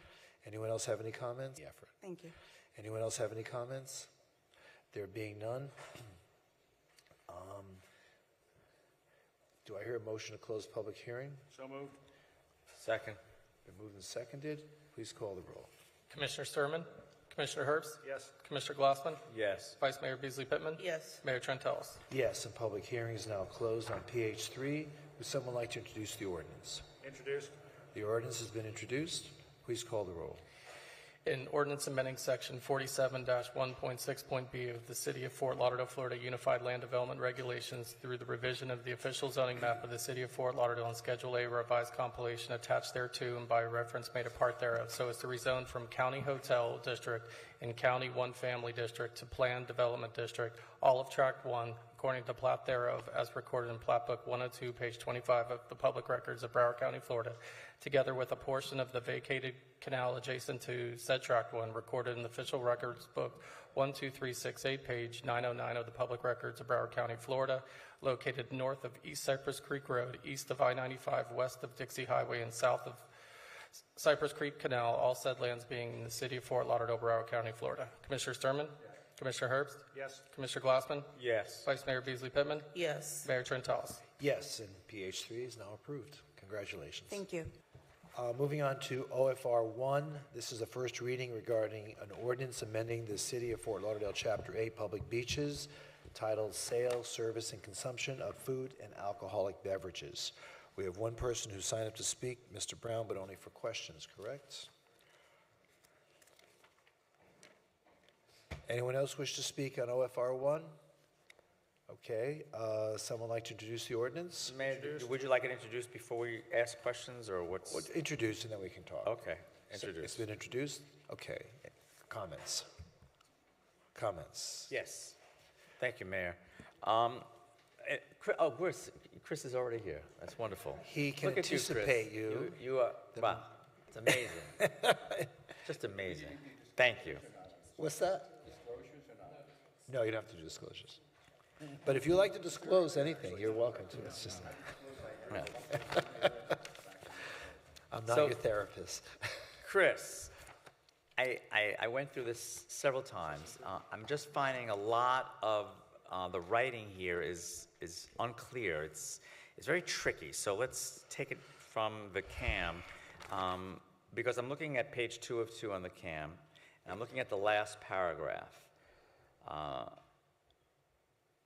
So staff worked with property owners in concert with the Central Beach Alliance and has prepared a proposed amendment that authorizes a qualifying hotel along Breakers Avenue as defined by City Code Section 855.4 to participate, except that hotels directly east of the Breakers Avenue are not eligible to participate in the subject program.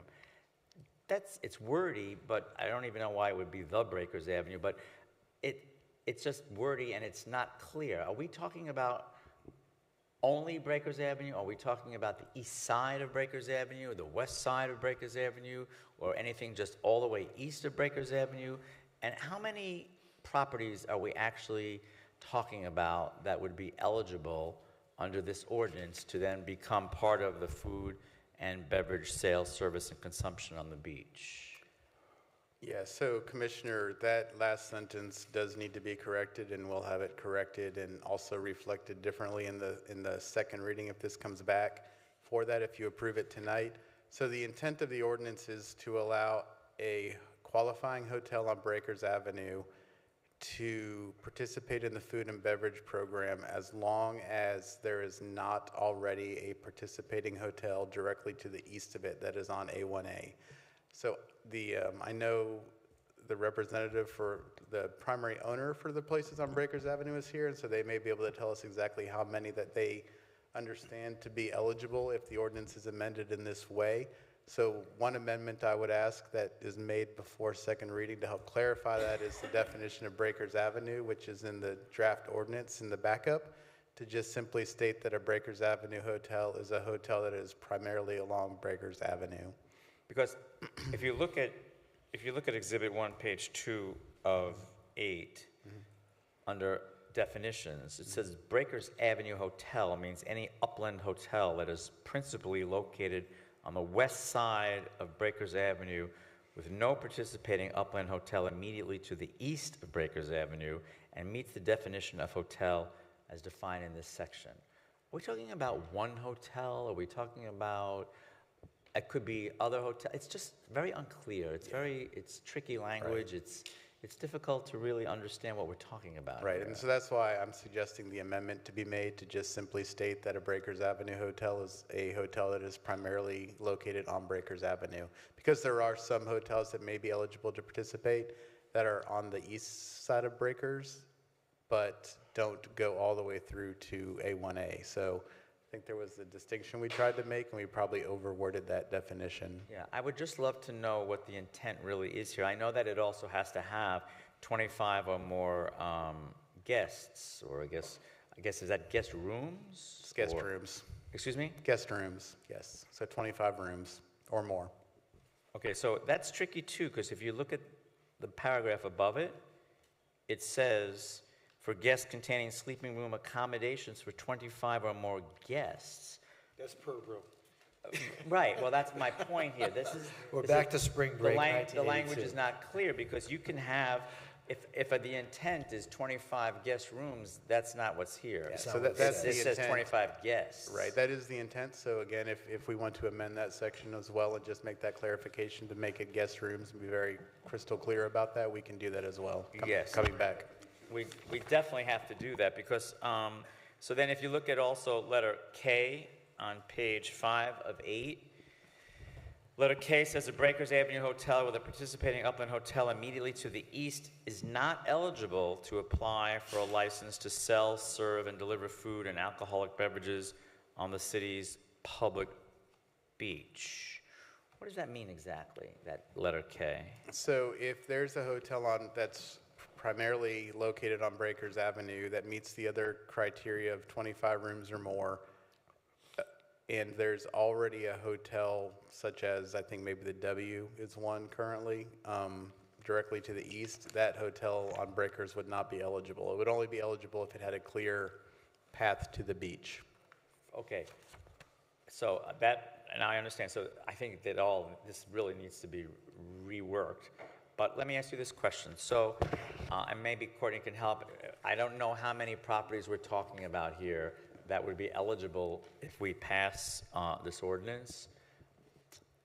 Commissioner Courtney Crush, Mayor, Vice Mayor, Commissioners, on behalf of Parisanda. Commissioner, pure eligibility, not looking at what A1A fronting hotels may have first choice. If you start at the top of Breakers Avenue, you have the Royal Palms Hotel, which is 50-ish rooms and does have a full-service restaurant. If that is west of the Paramount versus a hotel, it would be theoretically eligible. Coming a little further south, the North Beach Hotel, which has the Village Cafe, also has more than 50 rooms. East of it is the Seawind. So I think that would be theoretically eligible if the Sea Club did not apply. So I think the understanding is Breakers understands that the A1A hotels have priority, but those would be on the two of the eligible properties. There is a third property, which I think you're familiar, Wine Garden Cafe. Right now that is in a hotel. I don't believe it has the requisite number of minimum rooms, so that would not be eligible. So where two of these be located? They would be within the concessionaire's area, and again, would have to enter into an agreement with, I think it's currently now the Boucher brothers, but they would be due east of their location. Again, only if there's not an A1A property immediately due east that is utilizing a permit under this ordinance. Okay, so Royal Palm would be, well, Paramount's not a hotel. Correct. So it would be there. Would they be able to use the sand right there opposite Paramount condominium? They would be. And then the second property that you mentioned, the North Beach. The North Beach Village, Yep. that would be able to go just east of the Sea Club? Correct. On the sand? If the Sea Club declines to participate, because it is a hotel. How long does, let's say we approve this, so the Sea Club then would have, what if they decide that they do want to have food and beverage? Are they just out of luck? I would say not. Perhaps it might make sense, and Chris and I have not had the opportunity to speak about it, nor have we spoken about it, Commissioner. It might make sense that perhaps at the beginning of a year, if the Sea Club says, I don't want it for this year, that might create an opportunity, but if they do nothing, I think we would not be able to apply unless they have expressed their decision. So will we be communicating with the Sea Club and say, if this ordinance passes, there was property to your west that could take up the sand opposite your hotel on the beach? What are your intentions? Are we going to be able to communicate with them so they're not surprised? So yes, so Parks actually manages this program because we're licensing the beach and they manage the beach. But those are the conversations we've had with Parks about the management of the program because it's an annual license. So it does expire at a date and certain every year. I think it's, I want to say January, but it does have an annual cycle. So at the start of that annual cycle, we would look at those hotels that have the priority, the ones along A1A, give them an opportunity to participate, and if they choose not to participate, then it could be opened up.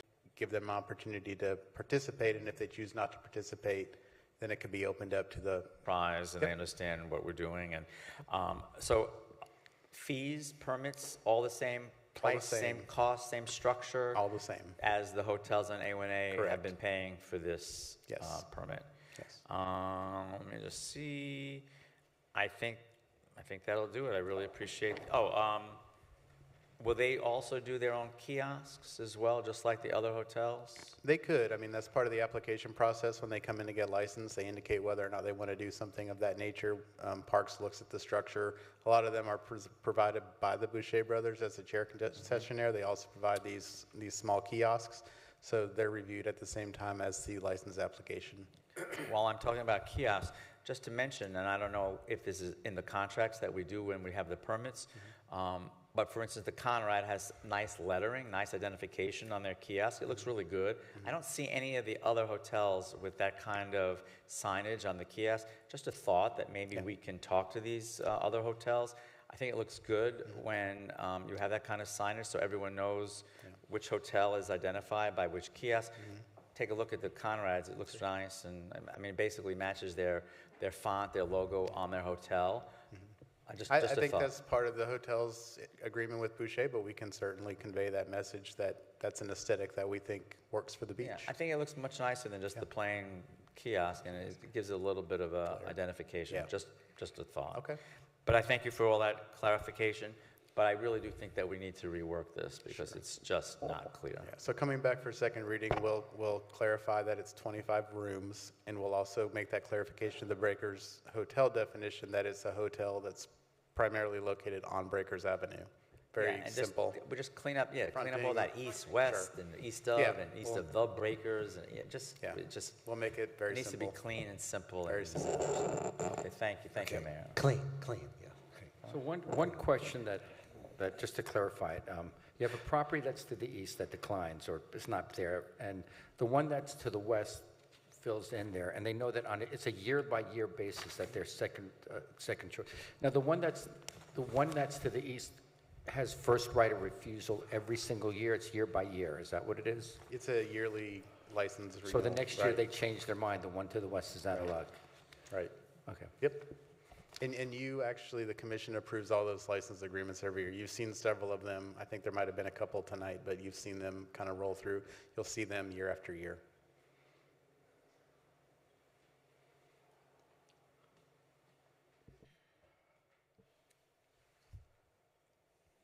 I can introduce it, Mayor, if you No, want. I just want to know, is Commissioner Sturman complete? Did you finish your questions? Okay.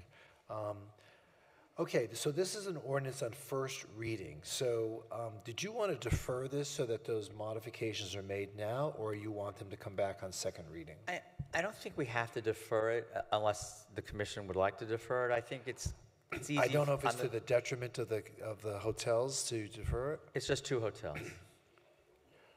Okay. And I think that we can handle it administratively, and I think that it's easy to clean up, and we just get going with the program. Okay, so the ordinance has been introduced, and staff will take into consideration the modifications that are suggested for second reading, and so let's call the roll. In ordinance of the City of Fort Lauderdale, Florida, amending Chapter 8, Article 3 of the Code of Ordinances of the City of Fort Lauderdale, Florida, titled Public Beaches by amending Section 8-55.4, titled Sale, Service, and Consumption of Food and Alcoholic Beverages to allow owners and operators of upland hotels or hotels located on Breakers Avenue within the city's boundaries to sell, serve, and deliver food and alcoholic beverages on the public beach for consumption by any person using a beach chair from a city-approved beach concessionaire, and providing for definitions, providing for regulations and penalties, providing for city-approved beach concessionaire, and providing for definitions, providing for regulations and penalties, providing for severability, providing for conflicts and repeal, providing for correction of scrivener's health. Yes, and that ordinance is approved on first reading. Thank you. OSR 1, this is an ordinance on second reading, a quasi-judicial ordinance approving a rezoning from Broward County General Commercial Business District B2, Broward County Planned Business Center B2A, and Broward County Office Park District to City Commerce Center District. This is 600, 800, and 1,000 Corporate Drive. Anyone wishing to speak must be sworn in. The commission will announce any site visits, communications, or expert opinions received and make them a part of the record. Commissioner Herbst, do you have any additional disclosures? No. Vice Mayor? None. None for myself. Commissioner Glassman? No additional. And Commissioner Sturman? None. There being none, we have one person who signed up to speak, Mr. Shine, but that's just to answer questions, right? Do I hear a motion to close the public hearing? So move. Second. Been moved and seconded. Please call the roll. Commissioner Sturman? Yep. Commissioner Sturman? Yep. Commissioner Herbst? Yes. Commissioner City of Fort Lauderdale, Florida, Unified Land Development Regulations through the revision of the official zoning map of the City of Fort Lauderdale and Schedule A revised compilation attached thereto and by reference made a part thereof, so as to rezone from Broward County Office Park District to Commerce Center District a portion of tracts 4 and 5, and to rezone from Broward County General Commercial Business District and Broward County Planned Business Center District to a portion of Tract 2 and all of Tract 3, together with the vacated 50-foot canal east of and parallel with said Tract 3 and the vacated portion of Northeast 7th Avenue adjacent to said Tracts 2 and 3, according to the plat thereof as recorded in Plat Book 102, page 25 of the Public Records of Broward County, Florida, located north of East Cypress Creek Road, east of I-95, west of Dixie Highway, and south of Cypress Creek Canal, all said lands being in the City of Fort Lauderdale, Broward County, Florida. Commissioner Sturman? Yes. Commissioner Herbst? Yes. Commissioner Glassman? Yes. Vice Mayor Beasley Pittman? Yes. Mayor Trentalis. Yes, and that ordinance is now approved on second reading. OSR 2, this is an ordinance amending the classification table of the pay plan of the City of Fort Lauderdale, Florida by changing the pay grades of 3 job classifications and adding 2 new job classifications, and amending Schedule 6 of the pay plan by modifying the pay grade for 2 classifications. Would someone like to introduce the ordinance? Introduce. The ordinance has been introduced. Any questions? No one signed up to speak. Please call the roll. In ordinance of the City of Fort Lauderdale, Florida, amending the non-bargaining unit classification table of the pay plan of the City of Fort Lauderdale, Florida, as amended by changing the pay grades of 3 job classifications and creating and adding 2 job classifications, amending Schedule 6 of the pay plan of the City of Fort Lauderdale, Florida, by modifying the pay grade for 2 classifications and providing for severability, repeal of conflicting ordinance provisions, and an effective date. Commissioner Sturman? Yes. Commissioner Herbst? Yes. Commissioner Glassman? Yes. Vice Mayor Beasley Pittman? Yes. Mayor Trentalis. Yes, and OSR 2 is now approved on second reading. OSR 3, second reading, an ordinance of the City of Fort Lauderdale, Florida, amending ordinance number C-69-76 as amended to change the minimum number of meetings required for the Community Services Board from 10 to 8 meetings per year. Someone like to introduce the ordinance? Introduce. Any questions? No one signed up to speak. Please call the roll. In ordinance of the City of Fort Lauderdale, Florida, amending ordinance number C-69-76, which established the Community Service Board as amended to change the minimum number of meetings required per year from 10 meetings to 8 meetings and providing for severability, repeal of conflicting ordinance provisions, and an effective date. Commissioner Sturman? Yes. Commissioner Herbst? Yes. Commissioner Glassman? Yes. Vice Mayor Beasley Pittman? Yes. Mayor Trentalis. Yes, and that ordinance is now approved on second reading. OSR 4, second reading, an ordinance amending Section 8-55.5 to implement additional mitigation measures related to high-impact events on beach property. Someone like to introduce the ordinance? Introduced. The ordinance has been introduced. No one has signed up to speak. Please call the roll. In ordinance of the City of Fort Lauderdale, Florida, amending Section 8-55.5 of Article 3 Public Beaches entitled High Impact Events on Beach Property of the Code of Ordinances of the City of Fort Lauderdale, Florida, providing for the city manager's authority to impose additional measures to protect beach property during high-impact events, providing for severability, repeal of conflicting ordinance provisions, and an effective date. Commissioner Sturman? Yes. Commissioner Herbst? Yes. Commissioner Glassman? Yes. Vice Mayor Beasley Pittman? Yes. Mayor Trentalis.